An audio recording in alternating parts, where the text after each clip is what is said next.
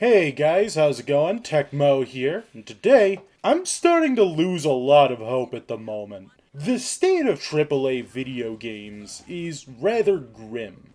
So I watched a video about Call of Duty Vanguard last night, cause I haven't played a Call of Duty game since like 2017 maybe. Well, that's not necessarily true. I haven't played a new Call of Duty game since like 2017. Let's put it that way. It was basically about 40 minutes long, and most of it was chalked up to talking about how shit the zombies mode was, and how bad some of the animations were. And apparently about the fact that the Call of Duty devs are extremely out of touch with their own fucking game! How do we make the iconic COD characters? Because you don't really have that in Call of Duty right now. You know, when you think about a game like, I don't know, Halo, you think of Master Chief or whatever. When you think of COD, there isn't really that standout, like, oh, these characters. We're gonna talk about COD first. COD has been on the decline since 2011, and oh man, it gets worse.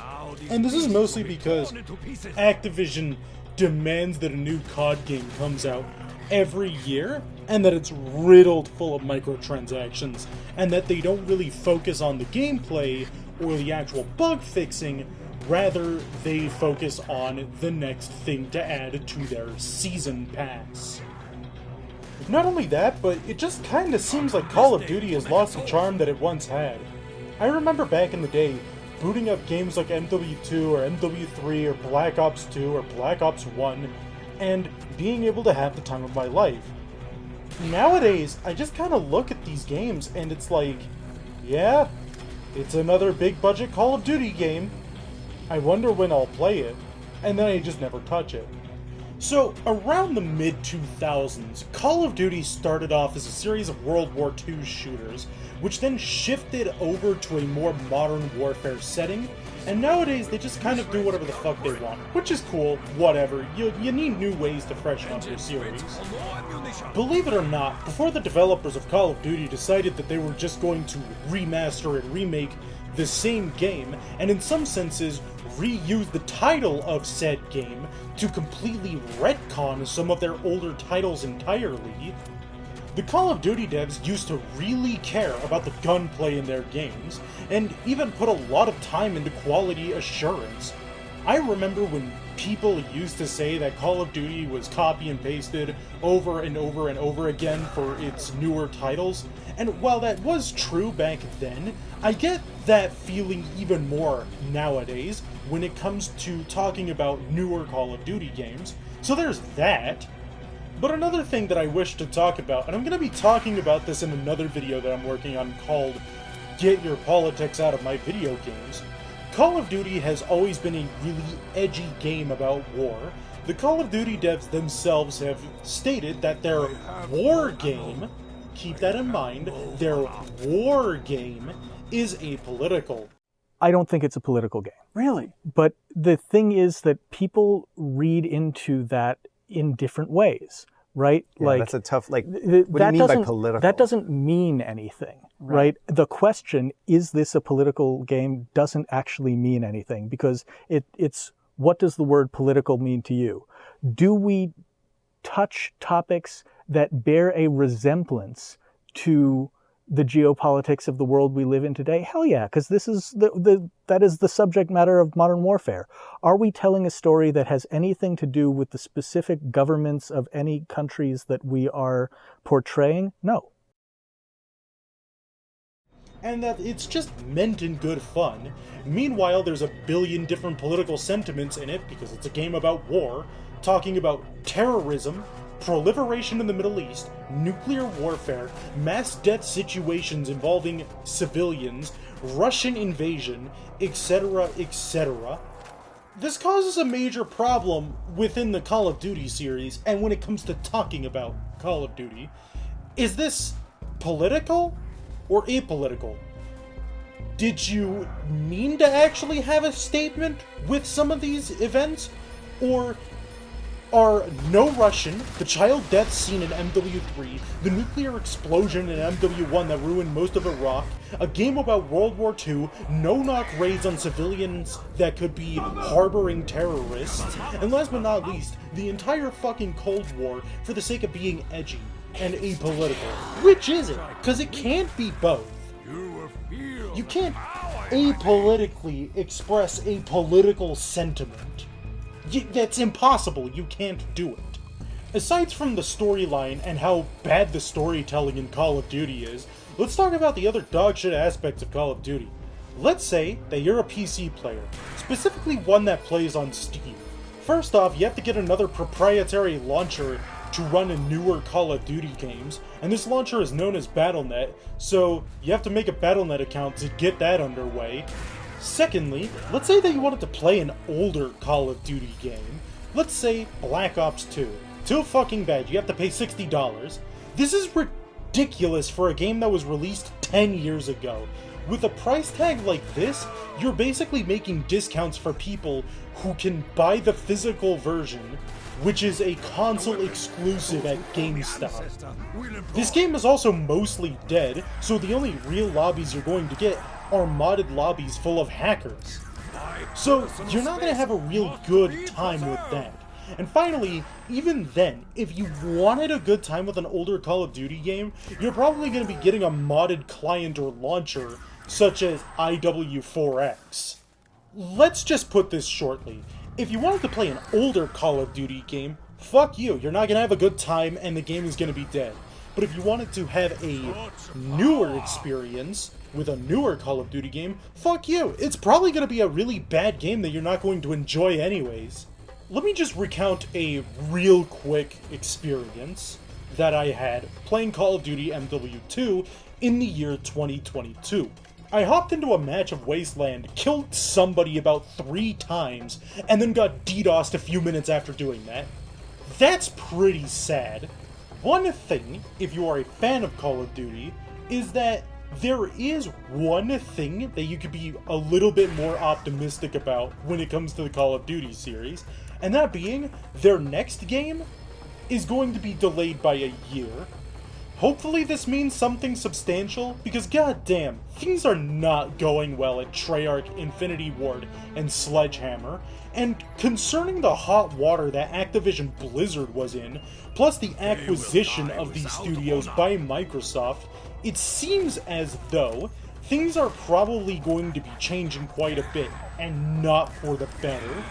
Because if history has taught you anything, really large acquisitions tend to not do well, and not only that, but you also have the fact that this is, again, a large corporation that was involved with a sexual harassment scandal of unimaginable proportions.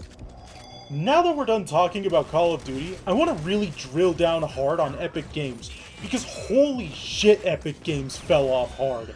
And I really mean they fell off hard. Epic Games are the masterminds behind Jazz Jackrabbit, Unreal Tournament, Gears of War, Bulletstorm, and everybody knows this one, Fortnite. I just shit out my ass, put it on my PC, cause I need to get that Fortnite Battle Pass. I like Fortnite, did I mention Fortnite?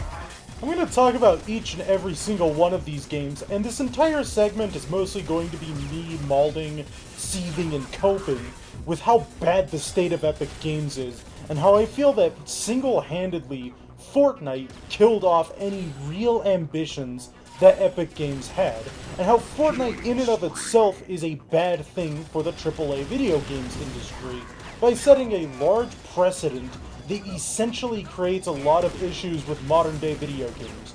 Destiny 2 also did this, but we're not going to talk about that one. That's a discussion for another time. In the mid to late 1990s, Epic Games was a truly epic company that made, well, epic games, revolutionizing graphics-based technology, and especially building one of the largest game engines used in the modern day, that being the Unreal Engine. This engine has been used in so many games that it would probably take me a few hours to list them all, and I would probably miss a vast majority of other ones. Jazz Jackrabbit was an awesome 2D side-scroller, and also kind of a little bit of an adventure game. I was going to have a 3D version, but that was sadly cancelled. I used to play it quite a bit when I was younger. They never finished the game series, and ever since it's been neglected. So we're left with Jazz Jackrabbit 1 and 2. So there's that. Unreal Tournament also has a rather sad story behind it, but I want to talk about that one last. For now, I'm going to talk about Bulletstorm. Bulletstorm was a dog that only knew one trick, and that trick was basically how weird and disgusting and how downright offensive can we be. Okay, I'm being a little bit hyperbolic. Bulletstorm did have some really cool mechanics surrounding something called the Leash, in which you could pull enemies through the air and send them into a low-gravity state, in which you could get some glory kills off of. And the score system that the game utilized was also relatively good. The more brutal your kills were, the more points you got. The more points you got, the more resources you would have to upgrade your guns. Bulletstorm 2 was kind of slightly a little bit announced, but cancelled a year later, leaving Bulletstorm on ice. Gears of War is not necessarily the game it used to be. Gears of War was also a fairly edgy game, and its lore was filled deep with conflicts between two extremely fascist regimes, which then devolved into global colonization of a race that mostly lived underground.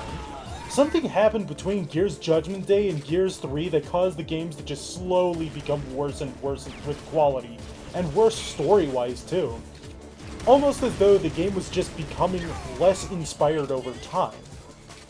Gears of War, while a good game series initially, slowly started to also become repetitive in the multiplayer and horde scene. There was no real innovation after a while.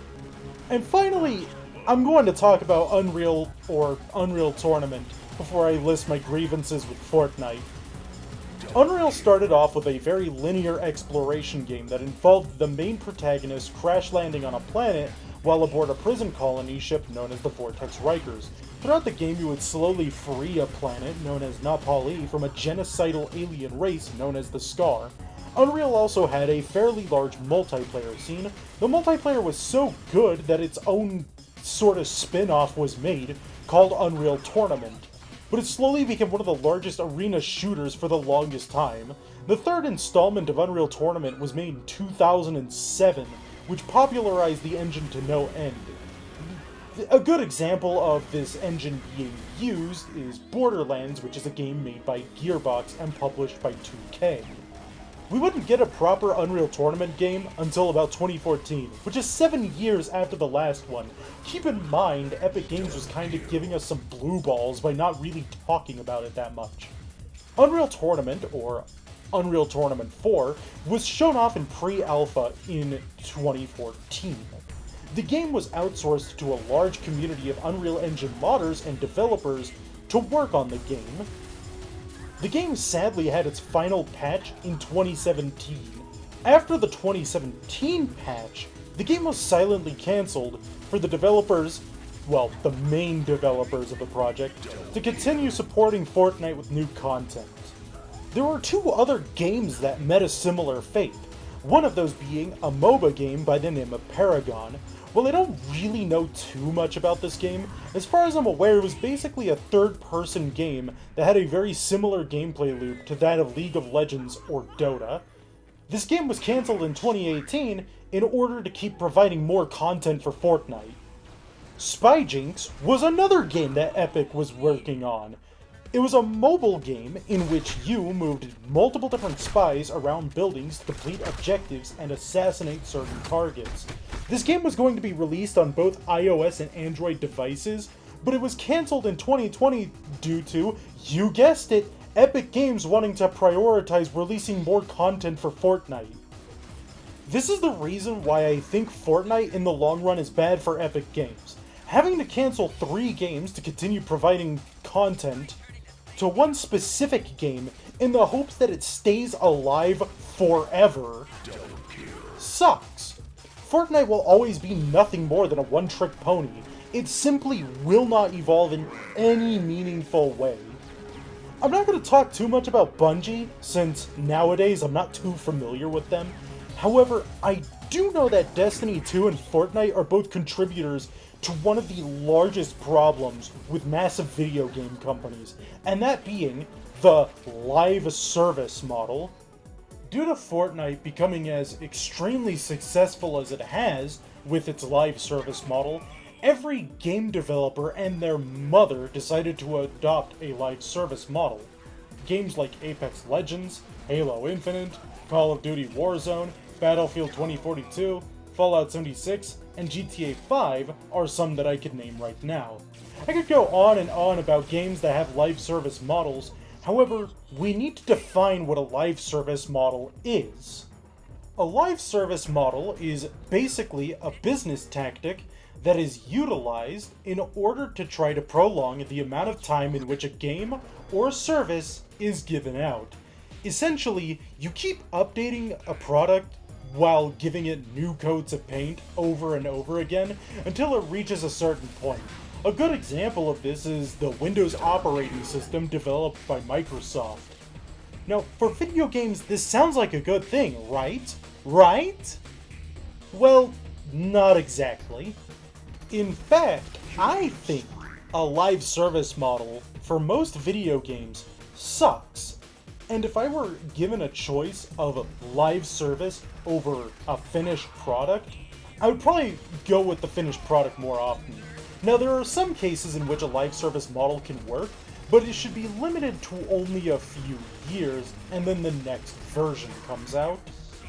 Live service models are more or less the peak of corporate greed.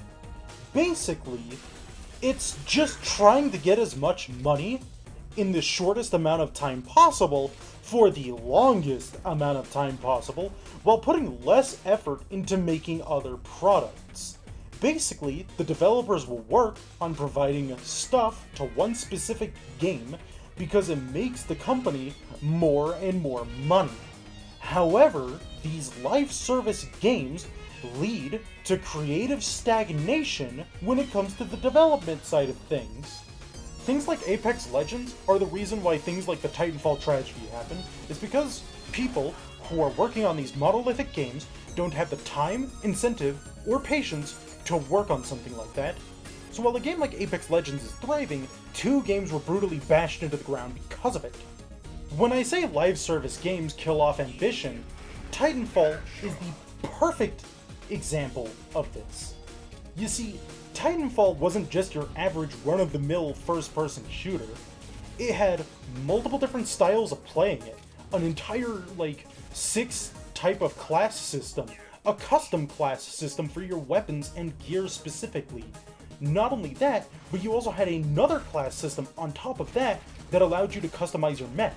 You had foot soldier combat, foot soldier to mech combat, and mech to mech combat. It was insane, and if you were playing as the pilot on the ground before your mech was deployed, you could go around and parkour. So you had a first-person Call of Duty styled shooter mixed with a Mirror's Edge styled parkour game, and it was set in a really cool sci-fi universe. How awesome is that? Now, how awesome is it that I can just tell you that you can't play it without mods? And mods that specifically break AI, so one of the core game modes is now just obsolete. Not only is one of the core game modes obsolete, but now you also have the problem of the campaign. You have to constantly switch between 2 different launchers to play the campaign properly. Remember, this is the exact same thing that happened with Fortnite as well. Why would Epic Games return to making games when they can just keep milking the cash cow that is Fortnite for every cent that it's got? Why go over the top and try to make something different when you can just make a game that makes a shitload of money, that gives you the power to just randomly buy other services and continue making more money? Why put any real effort into making something new when you could just open up Photoshop, make a skin for a weapon, and then call it a day? Now, I will admit, there are some live service games that I do enjoy. Halo Infinite specifically, but Halo Infinite has its own problems that I'm not going to address in this video, because that is an entire video on its own. Honestly, as of late, I've been leaning a little bit more into the indie game sort of scene, but I have some other problems with the indie game scene. There are 2 indie games that I highly recommend taking a look at as of late, those 2 being Freedom Planet 2, which should be releasing this year. I know I've said that on my channel about 5 years ago, and Billy Busta. I'm not going to get into the details of the second one because, well, I want the gameplay footage to speak for itself, but this is another game I'm very excited to play. And as far as I'm aware, the devs at 343 are starting to slowly get their shit together, so hopefully Halo Infinite becomes better.